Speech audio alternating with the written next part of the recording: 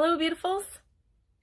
I want to talk a little bit about a different perspective on forgiveness. For the vast majority of us, we grew up believing that forgiveness is a virtue and it's something we strive to do. Yet, we often find ourselves holding back. And in that place of holding back, it generally is because we feel the other person hasn't accepted responsibility, hasn't accepted the accountability in the situation. And then there are times where we do forgive, and we do so from a place where maybe the person hasn't accepted any responsibility, but we want to be the bigger, better person. And from that place, we are not actually forgiving, but we're judging.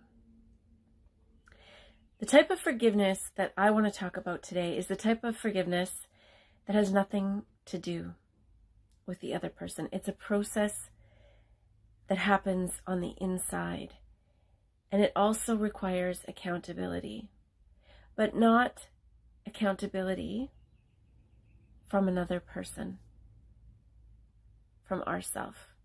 And I am very aware that there are going to be some who are listening to this perspective, and as soon as they hear it, they're going to decide that they don't like it. And that's fine. That's part of the journey. If it is a new perspective for you, I encourage you to be open-minded, because that's how we grow. And how we change our situations is by changing the way we look at things. And one of the areas that is difficult for very many people is forgiveness.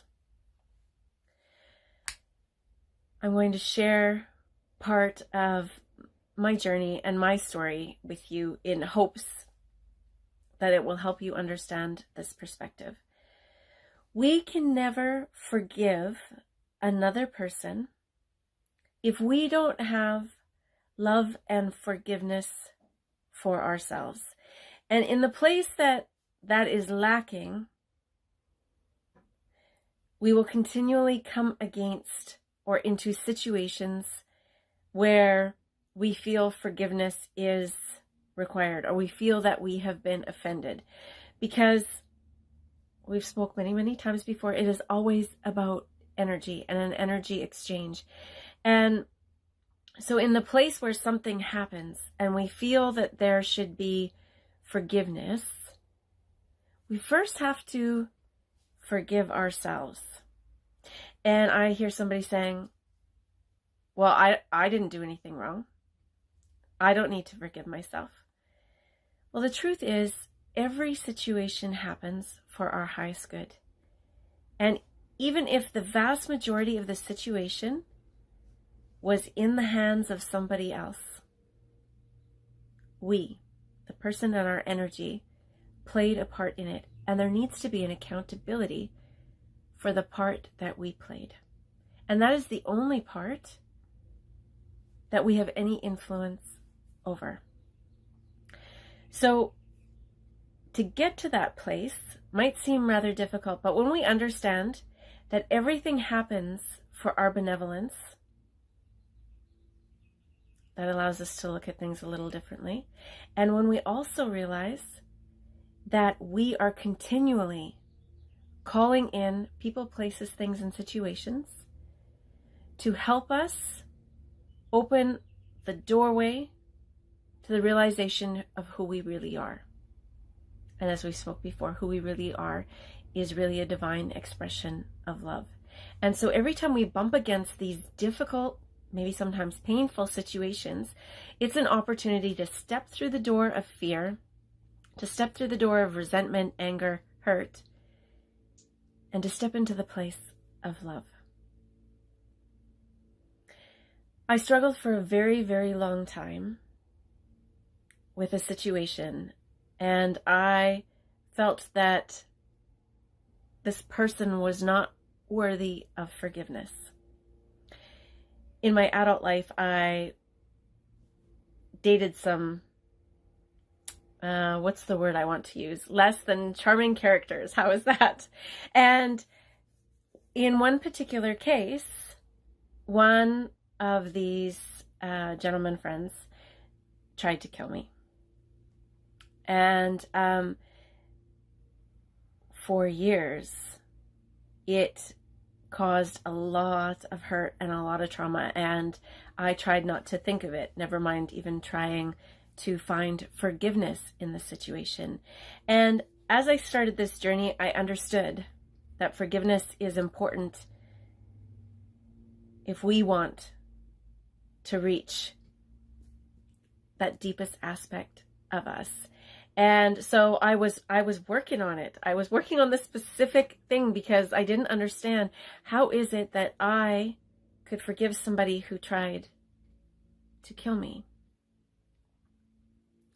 And I tried things like Ho'oponopono. And if you're not familiar with Ho'oponopono, it is a ancient Polynesian prayer. And it's essentially 4 lines. And the premise of this prayer is to cleanse our energy, to love and forgive ourselves. And the reason it wasn't working for me was because I hadn't understood that aspect of the prayer. I was using it trying to cleanse and forgive them and the situation instead of myself. And so I will just share, because we're talking about it, the lines of that prayer are: I'm sorry. Please forgive me. I love you. Thank you. And they can be said in any order that it resonates with you. And I said it over and over, and I wasn't getting it. And one day when I was walking by the river, I received a channeled message, and it was, forgive yourself. And in that place, I understood.